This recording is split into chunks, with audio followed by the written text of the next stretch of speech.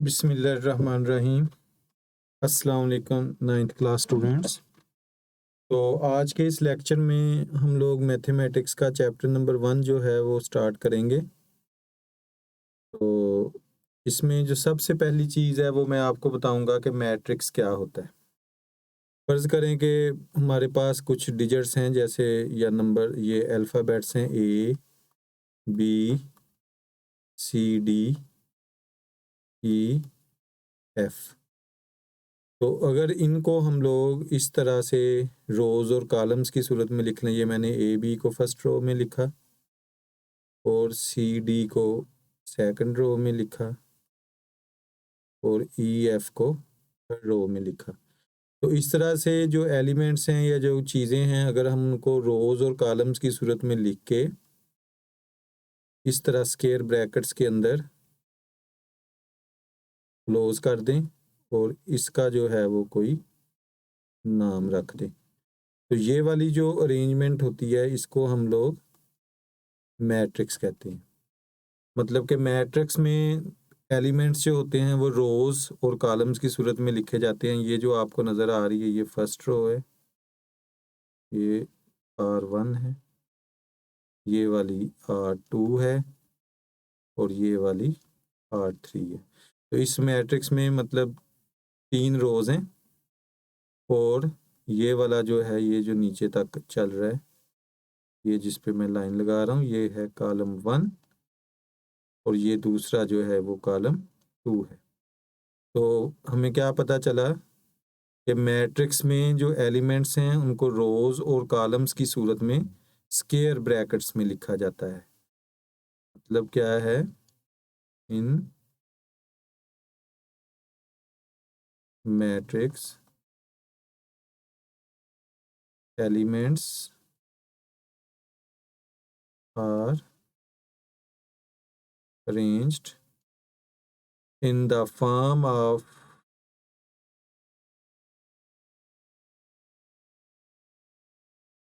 rows and columns and enclosed in square brackets। कि matrix में जो एलिमेंट्स हैं उनको हम लोग रोज़ और कॉलम्स की इस फॉर्म में लिख के स्क्वायर ब्रैकेट्स में क्लोज करके और उसका कोई नाम रख देते हैं। और जो नाम जो होता है वो इंग्लिश के कैपिटल लेटर होते हैं, कैपिटल ए, कैपिटल बी, सी, ये नाम हो सकते हैं। तो इसमें देखिए जो एलिमेंट्स हैं वो हैं A B C D E F और इनको हमने रोज़ और कॉलम्स की सूरत में लिख कर स्क्वायर ब्रैकेट में क्लोज कर दिया है। तो ये वाली जो अरेंजमेंट है ये मैट्रिक्स कहलाती है।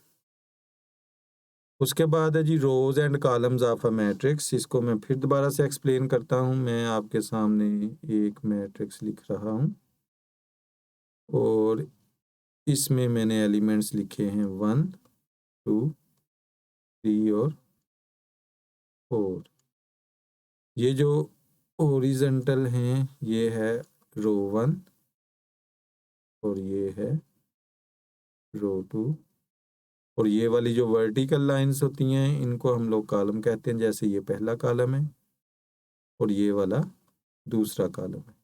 एक और मिसाल पे गौर कीजिए, जैसे मैं आपके सामने लिखता हूँ मैट्रिक्स बी और ये है जनाब ए बी सी।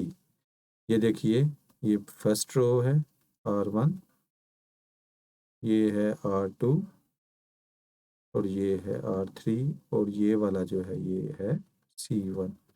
मतलब इसमें 3 रोज़ हैं और एक कॉलम है। इसी तरह ज़रा थोड़ा सा उसको मैं और एलेबोरेट करता हूँ, एक और मिसाल दे रहा हूँ आपको। C is equal to A B C D E F। इसमें भी देखिए ये वाली जो हॉरिजॉन्टल है ये रो है R1, ये है R2, ये है C1 C2 C3। तो मतलब ये वाला जो मैट्रिक्स C है इसमें 2 रोज़ हैं और 3 कॉलम्स हैं। तो इस तरह से हम रोज़ और कॉलम्स को आइडेंटिफाई करते हैं मैट्रिक्स की। उसके बाद है जी order of matrix. Order of matrix क्या होता है जी, मैं आपके सामने एक मैट्रिक्स लेता हूँ, ये है इसका नाम ए, और मैं इसमें ले लेता हूँ ए बी सी डी, ये जनाब इसके एलिमेंट्स हैं। तो ऑर्डर क्या होता है, order of matrix is equal to m by n। m number of rows and n is number of columns। तो इस मैट्रिक्स में देखिए जो नंबर ऑफ रोज हैं R1 और ये है R2 C1 एंड C2।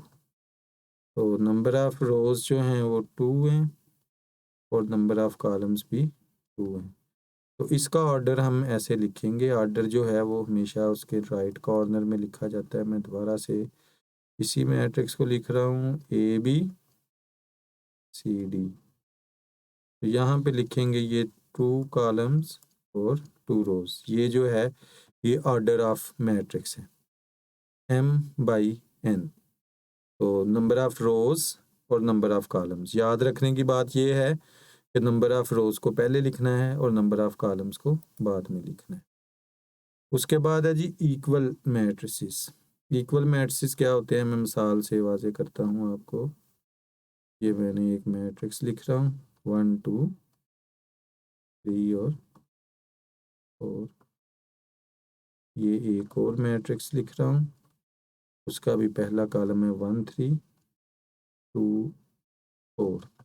तो A and B are equal matrices because अगर मैं इसका वो ऑर्डर लिखूं तो इसमें है 2 रोज 2 कॉलम्स, 2 रोज 2 कॉलम। तो अब देखें पहले कॉलम में जो एलिमेंट्स हैं वो 1 और 3 हैं और दूसरे कॉलम में भी सेम एलिमेंट्स हैं 2 और 4।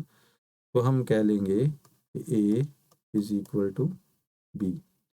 2 matrices are equal if they have same order, उनका ऑर्डर सेम होना चाहिए और जो कॉरस्पेंडिंग एलिमेंट्स हैं वो भी सेम होने चाहिए। तो इसमें बाज़ का जो है वो कुछ चीज़ें, ऐसे मैं एक और चीज़ लिख रहा हूँ ए, थोड़ा सा एक्सप्लेन करने के लिए 5 - 2 और बी को मैंने लिखा 3। मैं कहूँगा ए इज इक्वल टू बी, मतलब कि अगर एलिमेंट्स में कोई भी अरिथमेटिक ऑपरेशन हो रहा है तो उसको करके उसको सिंगल एलिमेंट की फॉर्म में ले आना है। तो इक्वल मैट्रिसेस वो होते हैं जिनका ऑर्डर सेम होता है और उनके जो कॉरस्पेंडिंग एलिमेंट्स होते हैं वो भी सेम होते हैं। तो ये exercise 1.1 question number 1, find the order of the following matrices.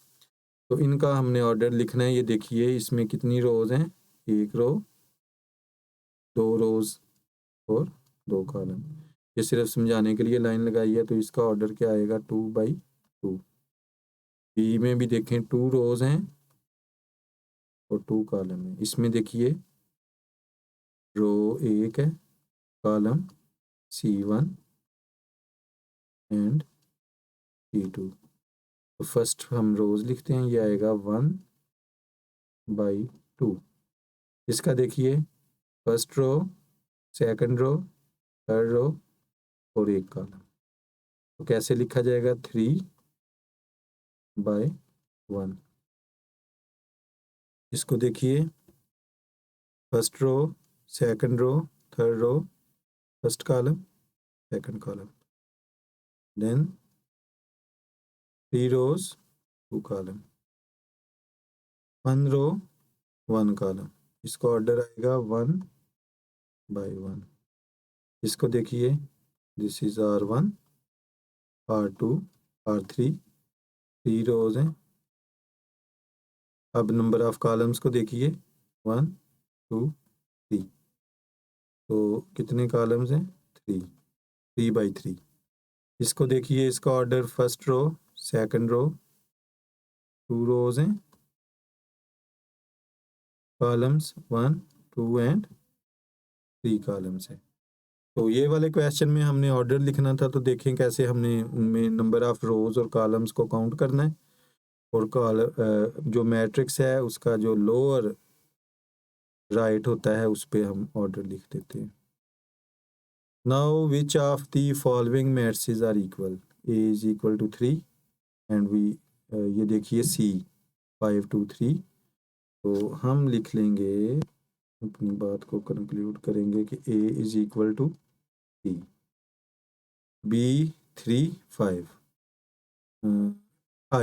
आई को देखिए, फर्स्ट एलिमेंट 3 है, सेकंड एलिमेंट 3 + 2 5 है, तो हम लिख सकते हैं B is equal to I. B जो है वो आई के इक्वल है।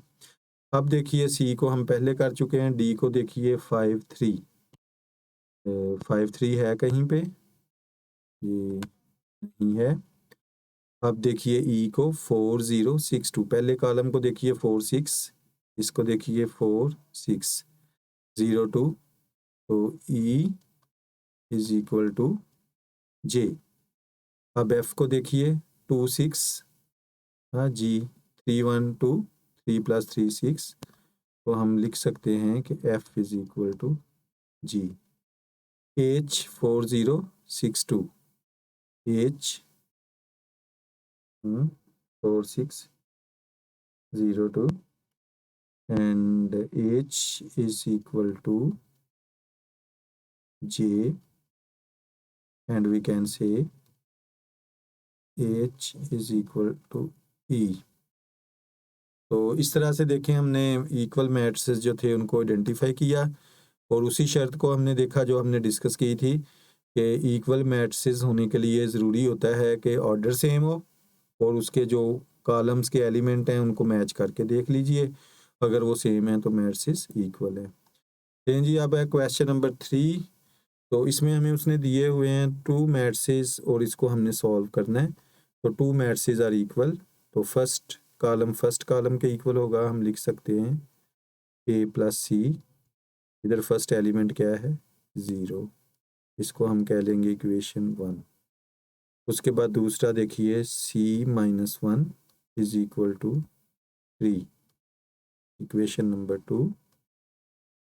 a + 2b is equal to -7, equation number 3। 4d - 6 is equal to 2d। तो देखिए इसमें से कौन सी इक्वेशन को हम हल कर सकते हैं, तो मैं लिखता हूँ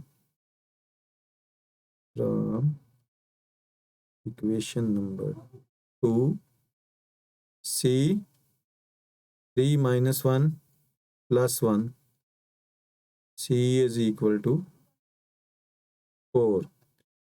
नाउ अब हम देखते हैं कि इसको पुट कर लेंगे, c को put c in equation 1, c की वैल्यू को इक्वेशन 1 में पुट कर लेता हूँ। a + c is equal to 0, तो a आ जाएगा -4, ये हमारा दूसरा आंसर आ गया। अब देखिए हम लोग इक्वेशन नंबर 4 को सॉल्व कर लेते हैं। From equation number 4 we have 4d - 6 is equal to 2d, 4d - 2d is equal to 6, 2d is equal to 6, और d आएगा 6/2, और ये आ जाएगा 3। तो अब ये वैल्यूज a + 2b, a की वैल्यू हमारे पास है, जगह कम है, put a is equal to -4 + 2b is equal to -7, 2b -7 and +4, 2b -3, और b हमारे पास क्या आ जाएगा -3/2। लें जी, अब हम लोगों ने इक्वेशन नंबर 4 में a की वैल्यू पुट की, और उसको सॉल्व कर लिया, तो चारों आंसर हमारे पास आ गए। तो बड़ा सिंपल था ये क्वेश्चन। तो इसके साथ ही मैं आपसे इजाज़त चाहूँगा। अल्लाह हाफिज़।